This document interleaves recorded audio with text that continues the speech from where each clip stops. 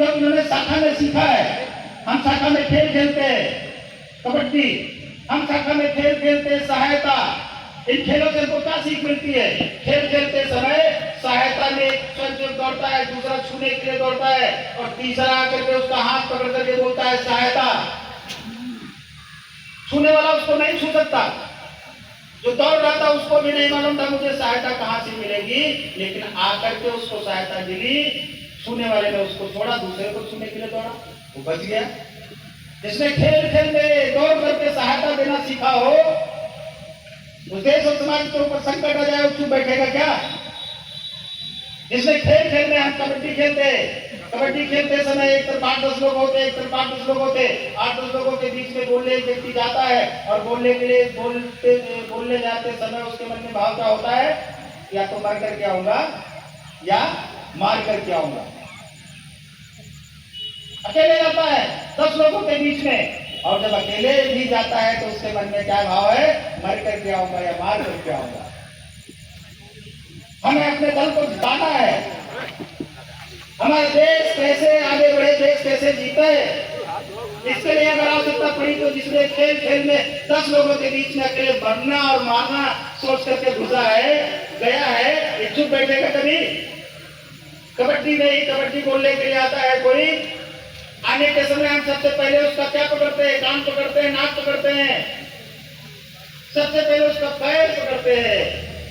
पैर पकड़ते से कभी सोचते विचारते हैं कि जात मेरा तरीका है। समाज में व्याप्त इस प्रकार की विषमता जो समाज को दीमक की भात खोखला कर रही है, इस विषमता को दूर करने का काम राष्ट्रीय स्वयंसेवक संघ ने अपनी अभिनव कार्य पद्धति शाखा के माध्यम से व्यक्ति के चरित्र के निर्माण के लिए 1 घंटे की अभिनव कार्य पद्धति में खेल खेल में संस्कार दिए। हम गीत गाते हैं, हम अमृत वचन करते हैं, बौद्धिक करते हैं। ये क्या है? ये कार्यकर्ता को तैयार करने के लिए। और कहते हैं इस संघ का काम ईश्वरी काम है। ईश्वरी काम क्यों है? क्योंकि ईश्वर ने हमको निमित्त बनाया, माध्यम बनाया है, हमारे द्वारा श्रेष्ठ कार्य संपन्न कराना चाहता है। नहीं तो आज आप विचार करिए, देश के लिए, समाज के लिए आज कितने लोग काम कर रहे हैं, कितने लोग सोचते हैं। कई बार कई जगहों पर देखता हूँ कि कुछ जगहों पर बड़े बड़े नारे लगते हैं, बड़े देशभक्ति के सब सारी चीजें होती है और सब कुछ होता है, लेकिन वहां पर जाइए तो देखें कि इतनी गंदगी का अंबार लगा हुआ है। ये देश किसका है? आज संघ के 100 वर्ष पूरे होने पर संघ ने कोई बहुत बड़े बड़े कार्यक्रम नहीं, इसी प्रकार के समाज के प्रबोधन के लिए 5 विषयों को लेकर के समाज के बीच में जाने का निर्णय किया। पहले कार्य विस्तार था, फिर कार्य का दृढ़ीकरण, अभी आया समाज परिवर्तन। समाज परिवर्तन के 5 बिंदु।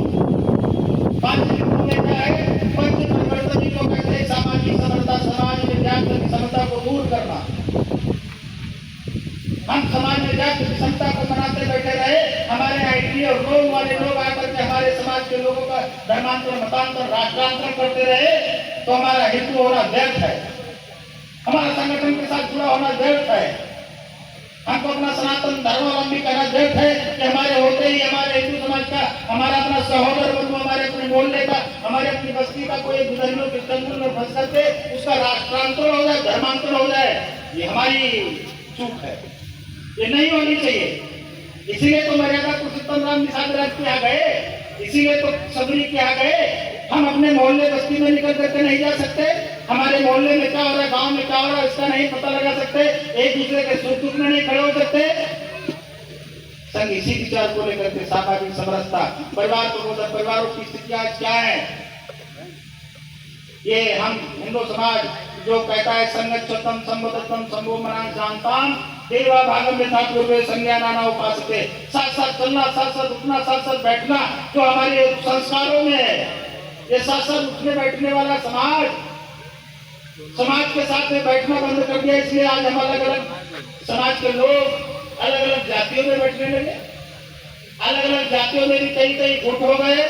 हम अपने परिवारों के साथ नहीं बैठ रहे, इसलिए परिवार टूट रहे हैं, परिवार बिखर रहे हैं। कई बार बच्चे हमारी नहीं सुनते, क्यों?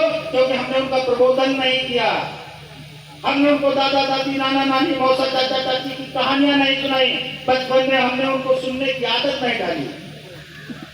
हम जिस पूजा पद्धति को मानते हैं उस पूजा पद्धति को मानने के लिए पूरे परिवार में अपने बच्चों को संस्कार किया था कि 2 मिनट आकर के उस पूजा पद्धति के लिए खड़े हो। मैं ये नहीं कहता कि राम को पूछते कि कृष्ण को पूछते।